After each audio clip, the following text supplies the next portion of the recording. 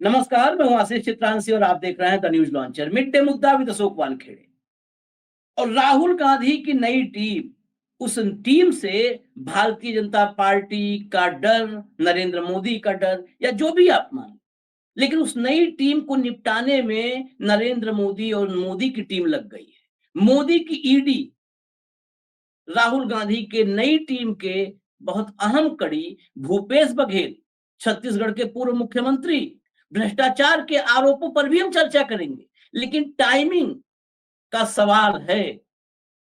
अभी अभी प्रभारी बनाए गए पंजाब के, बिहार के चुनाव आने वाले हैं और राहुल गांधी जब कांग्रेस की ओवरहॉलिंग में जुटे हुए हैं, नई टीम बना रहे हैं, उस वक्त भूपेश बघेल के बेटे चैतन्य के 14 ठिकानों पर छापेमारी हुई है। 205 करोड़ की बताया जा रहा है संपत्ति जो है उनकी मिली है। इसके अलावा ये पूरा का पूरा मामला आबकारी घोटाले का है, जिसमें जब केस दर्ज हुआ था तो मेयर रायपुर के एजाज ढेबर, उनके भाई अनवर ढेबर, पूर्व आईएएस अनिल टुटेजा और एमडी जो छत्तीसगढ़ राज्य विपणन निगम के हैं थे अरुणपति त्रिपाठी, इन सबका नाम था। अब भूपेश बघेल के बेटे को सीधा इसमें ग्रिल किया गया है कि एक ऐसा नेक्सस था जिसमें तमाम आबकारी के अधिकारी थे, राजनेता थे, ब्यूरोक्रेट्स थे, और ये सब नकली डुप्लीकेट होलोग्राम के जरिए शराब का एक बड़े लेवल पर घोटाला किए हैं, स्कैम किए हैं। 2161 करोड़ रुपए का बताया जा रहा है स्कैम। लेकिन ये सारे आंकड़े, अमाउंट, इनको अलग रखिए, इसको राजनीतिक दृष्टि से जरा देखिए कि आखिर क्या अब राहुल की नई टीम को भी या तो निपटाना है या फिर स्लीपर सेल उनको भी बनाना है। क्योंकि इसके पहले बहुत सारे ऐसे उदाहरण हैं, एक एक उदाहरण हम लोग रखेंगे। भाव को चर्चा में जोड़िए कंट्रोल रूम फटाफट। भाव स्वागत है। ये टाइमिंग, नई टीम और टाइमिंग, ये अक्सर जो है Modi ji triple S triple R बताते हैं। यहाँ नई टीम मतलब टीम, टाइमिंग, ये डबल टी है। देखिए आशीष जी, सवाल यहाँ पे ये पूरा ये जो खबर है हमें दो रूप में विश्लेषित करनी होगी। एक ईडी का रोल और बघेल का भ्रष्टाचार। सबसे पहले हम ईडी के रोल पे आते हैं। ईडी ने आज 14 जगह पे छापेमारी की। खासकर उनका बेटा चैतन्य पहली बार टारगेट पे आया है। चैतन्य के और फिर उनके समधी, दामाद, सबको घसीटा। साथ में जो नाम आए हैं मेरे पास, मनोज राजपूत है भिलाई नेहरू नगर में, चरोदा के अभिषेक ठाकुर और संदीप सिंह, कमल अग्रवाल किशोर राइस मिल दुर्ग वाले, सुनील अग्रवाल सहेली ज्वेलर्स दुर्ग, बिल्डर अजय चौहान, इन सभी के यहाँ कार्यवाही चल रही है। और ये कार्यवाही किसी एक पर्टिकुलर इशू पे नहीं है, यह 3 इन्होंने क्लब किया है। एक तो जो कोल लेवी कांड था, दूसरा शराब घोटाला जो आपने अभी पूरा बताया, और तीसरा महादेव सट्टा ऐप। अच्छा। 3। अब इन तीनों को लेकर ये सक्रिय है। सवाल ये है कि ये चीजें कब एक्सपोज हुई? जब बघेल सत्ता में थे। हाँ। जब बघेल सत्ता में थे तब ये बातें उठी। ये बातें उठने के बाद बाकायदा लोगों को अरेस्ट हुआ, रेड्स हुई। चुनाव के टाइम पे तो 500 करोड़ का पूरा डायरी मिली और क्या क्या नहीं मिला, और कैश भी मिला, और प्रधानमंत्री कह रहे थे कि 500 करोड़ रुपए का कैसा घोटाला है, दुबई से 500 करोड़ रुपए आया। ये बात होके महीनों हो गए, अब ही क्यों? राहुल गांधी की गुजरात में जो मीटिंग हुई, और ये गुजरात के लिए सीमित न रहते हुए ऑल इंडिया की सर्जिकल स्ट्राइक उन्होंने किया, ऑल इंडिया कांग्रेस पर अंदरूनी, और जो एक बड़े पैमाने पे गुजरात तक सीमित नहीं रहते हुए 800 जिला अध्यक्ष और महानगर अध्यक्षों की मीटिंग बुलाई, अपॉइंटमेंट 10 दिन के अंदर करने के लिए बोले, संगठन सुदृढ़ करने के लिए बोले, स्लीपर सेल पे हमला बोल दिया।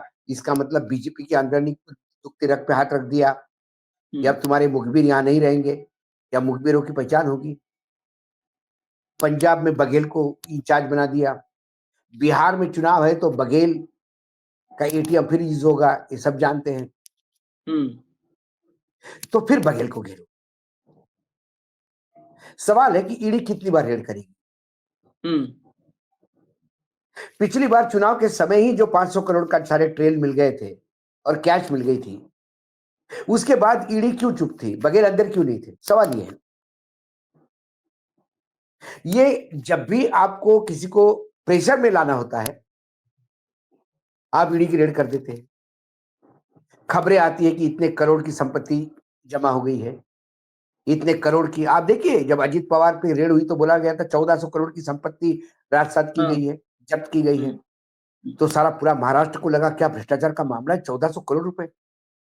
एयर इंडिया की डीलिंग में प्रफुल्ल पटेल उठाए गए थे सीबीआई द्वारा, उनके संपत्ति कुर्क हो गई थी, फिर जब्त हो गई थी। यहां तक कि वो जिस फ्लैट में रह रहे थे वो जब्त हो गया था, उन्होंने कोर्ट से परमिशन लेके उस फ्लैट में रह रहे थे वो। अब वो 1400 करोड़ रुपए क्लियर हो गए अजीत पवार के, वो सारी संपत्तियां क्लियर हो गई। इसके मायने हैं कि ईडी और सीबीआई ने गलत काम किया, लोगों को भ्रमित करने का प्रयास किया, मतदाताओं को भ्रमित करने का प्रयास किया कि ये लोग भ्रष्ट हैं। चुनाव के टाइम पे राजस्थान में लाल डायरी लेके प्रधानमंत्री घुमा करते थे कि लाल डायरी में एंट्री है। क्या प्रधानमंत्री नरेंद्र मोदी जी की याददाश्त इतनी कमजोर हो गई कि वो लाल डायरी को भूल गए? वो लाल डायरी यदि है और लाल डायरी में तथ्य है तो अशोक गहलोत बाहर क्यों है? क्या अशोक गहलोत को आपने स्लीपर सेल बना दिया, या वो लाल डायरी में कुछ था ही नहीं, चुनाव के समय आपको बदनाम करना था? तो क्या ईडी सीबीआई इस चुनाव में आपकी मददगार एजेंसी करके सामने आती है? ये सारे सवाल है जिसके जवाब एजेंसियों को देने हैं, सरकार को देने हैं। मैं टाइमिंग की बात करता हूं। बिहार इलेक्शन बहुत क्रुशियल है। बिहार में जिस हिसाब से मैंने कहा ना, ये गुजरात का दौरा नहीं था राहुल गांधी का। जैसा महात्मा गांधी साबरमती आश्रम में बैठ के पूरा विश्व हिलाते थे, मैं महात्मा गांधी की तुलना नहीं कर रहा हूं, मैं एक उदाहरण दे रहा हूं। नहीं तो कल अंधभक्त कहेंगे कि राहुल गांधी को महात्मा गांधी बोल दिया। वैसे गुजरात के दौरे के नाम से उन्होंने जो चीजें बाहर निकाली, हर कांग्रेसी कार्यकर्ता आज उत्साहित है। ये स्लीपर सेल चले जाएं, ये गणपति परिक्रमा करने वाले चले जाएं, पार्टी को डुबाने वाले चले जाएं, तो पार्टी उभरे। जब पार्टी उभरने की बात आ रही है तो फिर आप उनके टीम पे हमला बोलते। अब मेरी एक सिंपल सा उदाहरण, आज अनिल देशमुख को जमानत लिए कितने दिन हो गए? 1 साल हो गया। हाँ। 1 साल के बाद वो ईडी का केस है कहां? अनिल देशमुख जमानत पे है, लेकिन अगली डेट क्यों नहीं लगी? उस डेट का, उस अनिल देशमुख का जमानत को अपोजिशन क्यों नहीं किया आपने? आगे केस क्यों नहीं बढ़ रहा है? क्योंकि आपको अनिल देशमुख को और पूरे उस इंडिया गठबंधन के महाराष्ट्र की सरकार को बदनाम करना था। पालघर के में 2 साधु मारे गए तो ये इन्होंने मारा और इन्होंने हत्या करवाई, और सोनिया गांधी ने फोन करके पोप को बोला, और क्या क्या बात नहीं हुई। आज 2.5 साल की सरकार थी वही एनडीए की, डबल इंजन की, और अब 5 साल के लिए देवेंद्र फडणवीस की सरकार है। देवेंद्र फडणवीस पकड़े उन लोगों को जिनने हत्या की और सामने लाए और बताएं कि ये साधुओं की हत्या कांग्रेसियों ने करवाई है या उद्धव ठाकरे की सरकार इसमें इन्वॉल्व थी, बताएं। तब आरोप लगाए थे। आज आप सत्ता में हैं तो आप बताएं, ये आपका दायित्व होता है बताना। नारायण राणे का लड़का मंत्री है अब कैबिनेट में, नारायण राणे यहां राज्यसभा में है। नारायण राणे के पास प्रूफ है डायरी में लिखे हुए कि वो कितने खोखों से पैसे, मतलब करोड़ों से पैसे देते थे। डायरी में एंट्री है, उन्होंने कहा, उनका वक्तव्य है भाई। दिशा सालनिया के केस में कैसे इन्वॉल्व है ठाकरे परिवार, ये उनके पास प्रूफ है। सुशांत सिंह राजपूत की हत्या हुई है, ये प्रूफ है। ये कैबिनेट में रहते लेकिन प्रूफ क्यों नहीं सरकार को देते? क्यों ठाकरे परिवार अंदर नहीं है? 500 करोड़ का ट्रेन मिल गया, सारी चीजें आपको मिल गई, अभी तक तो बघेल अंदर हो जाने चाहिए थे। क्या बघेल ने कोई डील किया जो बाहर हो रहे? क्या ये रेड मारने के मतलब डील करना है? हमने ये तो देखा था कि ईडी, सीबीआई, इनकम टैक्स, इसका उपयोग इलेक्ट्रॉल बॉन्ड लेने में कैसा होता है। ये तो सारा पब्लिक डोमेन में है। तो अभी पंजाब में क्या कोई बड़ा खेल करने जा रही है बीजेपी? क्या पंजाब में बीजेपी आयराम गैराम के भरोसे सरकार बनाने जा रही है, जो दबी जुबान में चर्चा सुनाई देती है? ऐसे में बघेल का पंजाब जाना क्या उनको तकलीफ वाला मामला हो रहा है? हालांकि बघेल ने कह दिया कि वो पंजाब में मेरा सक्रिय होते से ही उनको तकलीफ हो गई।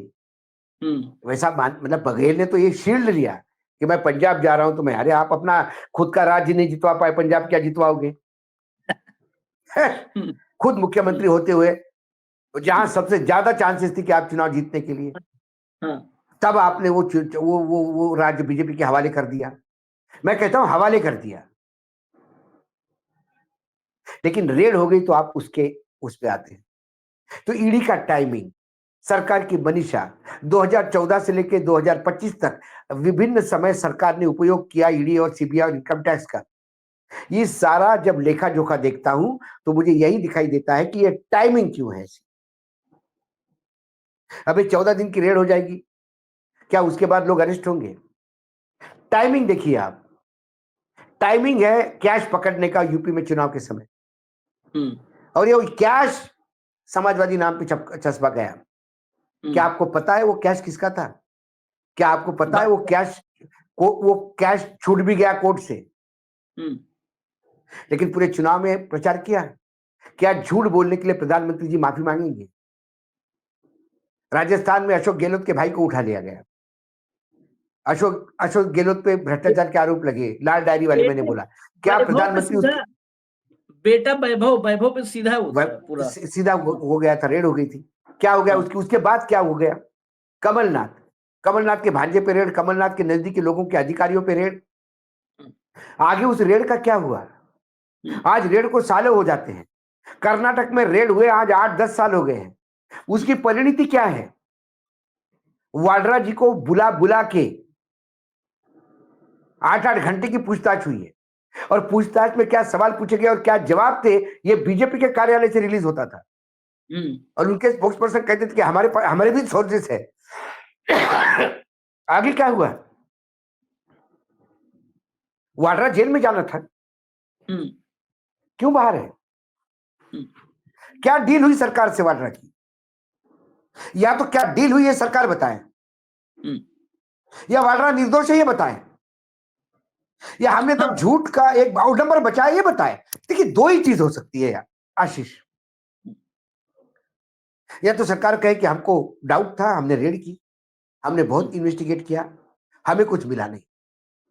जो परिवार को तकलीफ हुई, जो उनकी बदनामी हुई, उसके लिए सरकार माफी मांगती है, मामला क्लोज। नहीं, आप माफी भी नहीं मांग रहे हैं, मामला क्लोज भी नहीं कर रहे, इसका मतलब मामला है लेकिन एक्शन नहीं हो रही है, तो इसने आपका डील किया है। तो डील क्या हुआ ये सरकार बताए। अभी रेड की जरूरत ही नहीं थी, इतनी रेड हो चुकी है पहले, और इतने डॉक्यूमेंट सरकार के पास है जो सरकार लगातार हर रेड के बाद बोलती कि ये मिला वो मिला। उसके बाद क्या जरूरत है? ये एक एक्सटॉर्शन कंपनियां हो गई है। चाहे सरकार को पता नहीं है कि इन बड़े लोगों पे तो रेड हो रही है, छोटे छोटे लोग पे कभी डीआरआई, कभी जीएसटी का इंटेलिजेंस यूनिट रेड करके एक्सटॉर्शन पैसा मांग रहे हैं। अरे घर भर के मेरी जानकार, इसी छत्तीसगढ़ की बात कर रहा हूं मैं। रायपुर में एक यूनिट पे रेड हुआ, उसका बुक्स में जो कैश था वो उठा के ले गए। अब वो कैश छूटने में उसको 1 साल लगेगा, 1 साल तक उसका कैश ब्लॉक हो गया, वो धंधे से बाहर हो जाएगा। दूसरी बात, उस पे आरोप वो चीज करने के लिए बोला है जिसकी मशीन उसके कंपनी में नहीं है।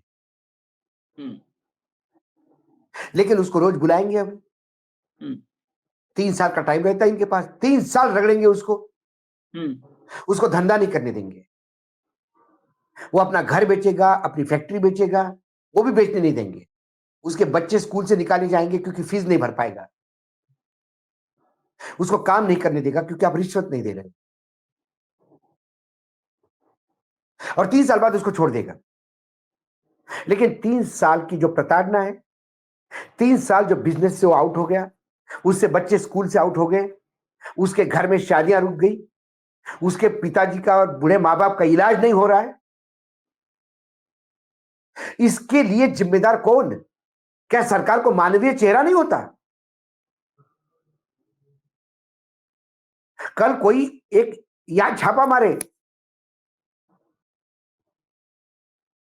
न्यूज लॉन्चर के ऑफिस में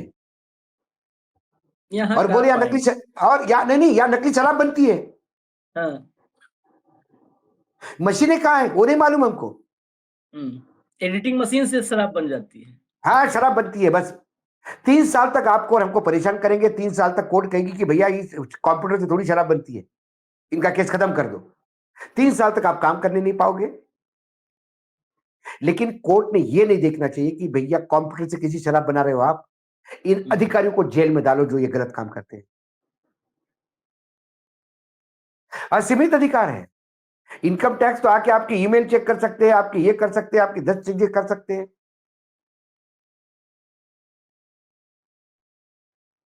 नहीं, ये चेक करने वाले में आगे इसमें और बढ़ते हैं। चेक करने वालों घर पे हर छापे के बाद ये जितनी टीमें हैं, वो चाहे इनकम टैक्स वाली हो, चाहे ईडी हो, चाहे आईटी हो, चाहे डीआरआई हो, सीबीआई हो, मैं निजी तौर पर नई चर्चा में लाएंगे इन सब बातों को। हर छापे के बाद इनके घर पर छापा एक पड़ जाए, आप देखिए घर पर क्या क्या जाता है। छापों के बाद मुझे लगता इनके है, घर पर छापा मारा जाए। मुझे लगता है कि अब कुछ लोगों ने, अब समय आ गया है कि सिविल सोसाइटी से लोग उठे। लोगों ने कुछ व्यक्तिगत इंटेलिजेंस यूनिट बनानी चाहिए अब समाज में। और ये जितने आईपीएस, आईएएस, आईआरएस ऑफिसर है, ये ज्वाइन करने के पहले इनके घर की माली हालत क्या थी, इनके साले, इनके बच्चे, इनके ब्याही, इन्होंने जमीनें कहां से ली, इनका इन्वेस्टमेंट कहां से है, ये विदेश में पढ़ते कैसे हैं, इसका लेखा जोखा ओपन कर लेना चाहिए। क्योंकि सरकार तो अपने राजनीतिक प्रतिद्वंदियों को निपटाने में लगी है, लेकिन सरकार को पता नहीं ये निपटाने के चक्कर में आपने इन एजेंसियों को मुंह ऐसा खून लगा दिया है कि वो आपके 2 काम करने के चक्कर में अपने 2500 काम करके घर भर रहे हैं। नहीं, ये तो करप्शन का अमृतकाल, बेशर्मी के साथ करप्शन का भी। अब देखिए एक बात और, जो हम जिस चर्चा पे आए थे, उस चर्चा पे एक बार फिर से आते हैं। जो अभी नई टीम, राहुल की नई टीम को निपटाने की बात हो रही है ईडी के जरिए या अन्य एजेंसियों के जरिए, राहुल ने अपनी नई टीम या गुजरात में जो बोला, कांग्रेस में जश्न है। ये आपको भी पता है, आपके पास दिन भर तमाम लोगों के फोन आते हैं। कांग्रेस पार्टी के कार्यकर्ताओं में जश्न है, लेकिन बीजेपी में इसी को कहते हैं, अदालत में सुनवाई में भी ऐसे प्रमाण होते हैं जिन पर गिरा होती है। बीजेपी में खलबली है। खलबली का सबूत ये नहीं कि कोई हमको बताए कि हम बहुत खलबलाए हुए हैं। सबूत है कि बीजेपी के प्रवक्ता राहुल गांधी के भाषण पर रिएक्ट कर रहे हैं। बीजेपी के प्रवक्ता कांग्रेस पार्टी में ओवरहालिंग करे, कांग्रेस पार्टी को, शहजाद पूनावाला है, कांग्रेस से ही गए हुए हैं। ये सब वही वाले हैं कि जब इनका यहाँ का काम पूरा हो गया तो चले गए अपने असली ठिकाने पे। कहे कि अपनी ही पार्टी को ट्रोल कर रहे हैं, इससे भाजपा को फायदा होने वाला है, कांग्रेस पार्टी टूटने वाली है। ये बेसिकली इनको, जब ये भाजपा क्यों बौखलाई है, इनको लग रहा है कि अब हमारे वाले चिन्हित हो जाएंगे और चिन्हित होकर के बाहर हो जाएंगे जिनको बिठाया था।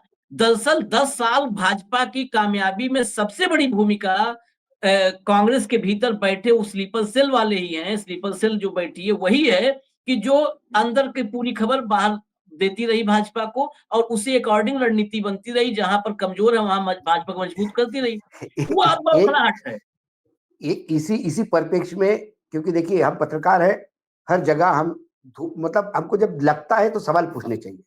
हम्म, कहीं ऐसा तो नहीं कि बघेल स्लीपर सेल हो हम्म, हम्म, हम्म। और अपने आप को स्लीपर सेल का तगमा धोने के लिए रेड करवाई हो। हाँ, हाँ, हाँ, मुझे एक कांग्रेसी, मैंने जब आज छत्तीसगढ़ में फोन किया किसी कांग्रेसी से, मैंने बोला हम्म, ये यार रेड मतलब कहाँ मुझे जरा ठिकानों के नाम और लोगों के नाम वो जो दे रहे थे, तब उन्होंने कहा बोले मुझे तो लगता है इसने खुद ही करवाई होगी, बीजेपी का अच्छा दोस्त है, इस पे क्यों रेड होगी। हम्म, ये बात कही। लेकिन अब आप दूसरे पार्ट पे आते हैं आशिक, क्या भ्रष्टाचार नहीं हुआ? खूब हुआ। छत्तीसगढ़ जैसा भ्रष्टाचार जो 15 साल में रमन सिंह में नहीं हुआ, वो 5 साल में बघेल के टाइम पे हुआ। और आश्चर्य की बात है आशीष जी, हम्म, मैं अब रिकॉर्ड पे छत्तीसगढ़ के लोग जो सुन रहे होंगे वो बिल्कुल इस बात को एंडोर्स करेंगे कि कोल और शराब का मामला अभी भी कंटिन्यू है।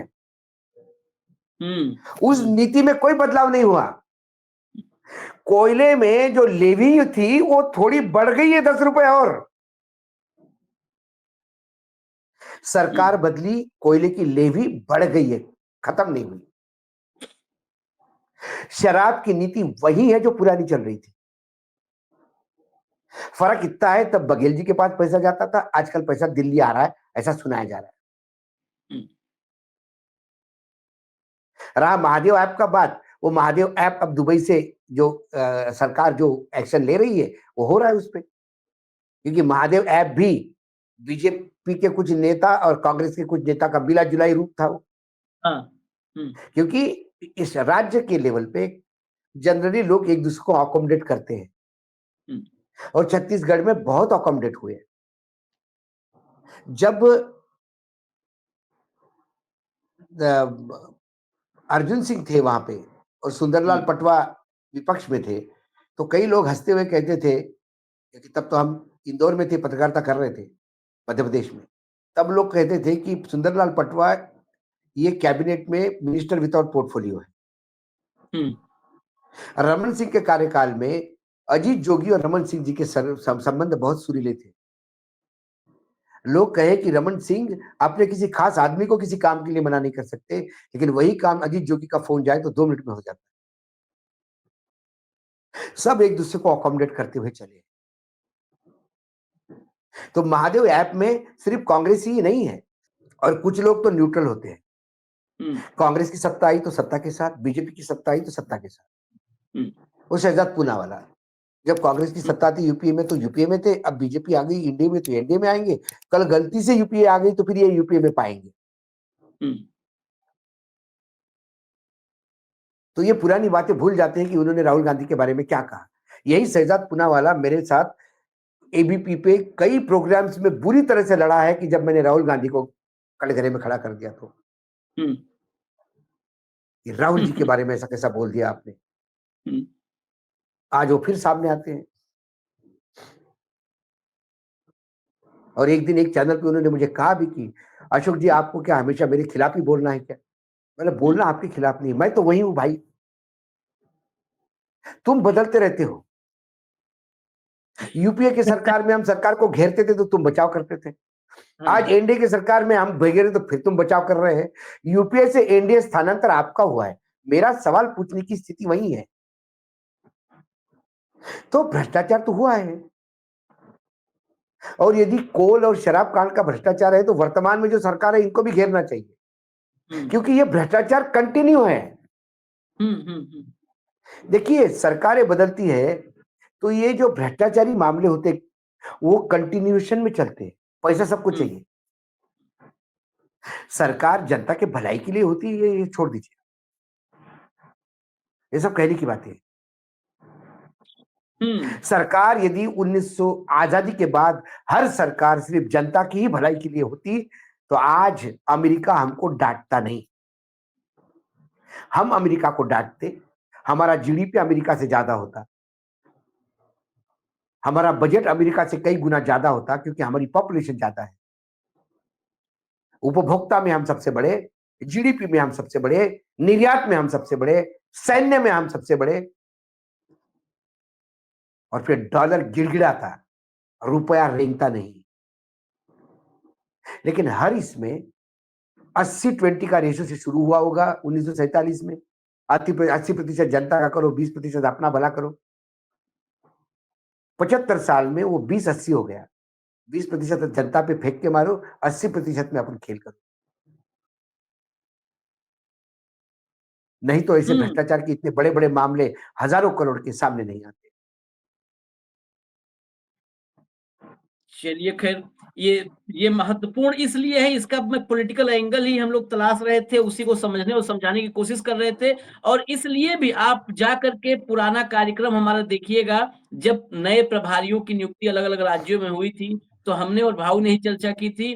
और उसमें जिस नाम को आज हम चर्चा में ला रहे हैं, भूपेश बघेल, इसी एक नाम पर हमने थोड़ा से उसको जो है लाल घेरे में किया था कि ये नाम क्यों है। बाकी सब फ्रेश चेहरे हैं, बीके हरिप्रसाद पुराने हैं, लेकिन उन पर कोई अब तक कहीं किसी तरीके का दाग धब्बा है नहीं, वो भी थोड़ा लो प्रोफाइल ही नजर आते हैं। बाकी तो सब फ्रेश चेहरे थे। एक भूपेश बघेल वाला नाम जो है, ये लग रहा था कि गलती हो गई है, क्योंकि ये सॉफ्ट टारगेट बन सकता है, या हो सकता है कि खुद को ही टारगेट बना लें। ये सवाल भी वाजिब है, इसको खारिज नहीं किया जा सकता। कांग्रेस इस बारे में बहुत ज्यादा सजग भी है। महाराष्ट्र में जब कांग्रेस का अध्यक्ष तय होना था, तो बंटी पाटिल जो है उनको बोला गया था कोल्हापुर से, और वो युवा है, एनर्जेटिक है, कुछ वाकई बंटी पाटिल एक अच्छा उदाहरण हो सकता था, अच्छे अध्यक्ष बन सकते थे, लेकिन उन्होंने मना किया, मैं नहीं बनूंगा। और उन्होंने कारण दिया कि उनके कई कॉलेजेस है भाई, पूरा साम्राज्य है एजुकेशन का बहुत बड़ा, और वो मतलब महाराष्ट्र के बाहर भी फैला हुआ है। तो सरकार को टेटुआ दबाने में 2 मिनट लगते हैं। तो ऐसा आदमी ढूंढा गया जिसका कोई बिजनेस नहीं हो, जिसका कुछ भी काम नहीं हो, जिसका कॉलेज नहीं हो, जिसकी कोई इंस्टीट्यूट नहीं हो, तो सब कार्ड मिला, गांधीयन फिलोसॉफी। और कांग्रेस में ऐसे लोग ढूंढने बहुत मुश्किल है, क्योंकि नेता कब धंधेबाज बनता है पता ही नहीं।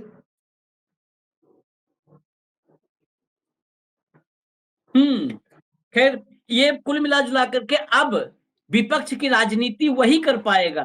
विपक्ष की राजनीति करने के लिए आप समझ लीजिए, अगर विपक्ष की राजनीति करना है मजबूती से, तो वही कर पाएगा जो कबीर के फॉर्मूले पे चलेगा। कबीरा खड़ा बाजार में लिए लुकाठी हाथ, और जो घर जा रे आपनो चले हमारे साथ। तो जो बाजार में कुछ नहीं ऐसे जो है कंगाल फकीर बना खड़ा है और अपना घर फूंकने के लिए तैयार है, अब वही विपक्ष की राजनीति कर पाएगा। ये माल मसाला मलाई वाले या तो स्लीपर सेल बन जाएंगे, या तो अंदर जाएंगे। 2 जगह अंदर ही रहना है, या तो वहां अंदर रह लो सलाखों में, या स्लीपर सेल बन के उधर अंदर रह लो। अंदर रहना है कहीं भी। अब शुरू हो चुका है ये मिशन, मोदी जी का मिशन शुरू होता है तो बहुत तेजी से चलता है। मिशन शुरू हो चुका है, इंतजार करिए आगे क्या क्या होता है। हमें इजाजत दीजिए, कल दोपहर हम फिर मिलेंगे भाव के साथ मिड डे मुद्दा विद अशोक वानखेड़े। नमस्कार।